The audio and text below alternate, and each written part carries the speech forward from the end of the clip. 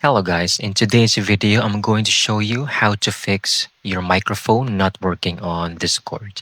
So let's begin.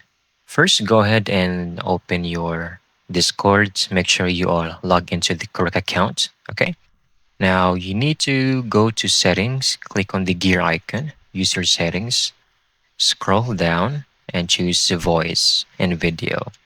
Now you need to make sure that you have the correct device set here as default, okay? Because this is the number one culprit for your microphone not working because it is using another device instead of the current one you're trying to use when you're game or uh, do a voice call. Now, number two is I've encountered this several times by other people also that sometimes they switch to push to talk. Okay.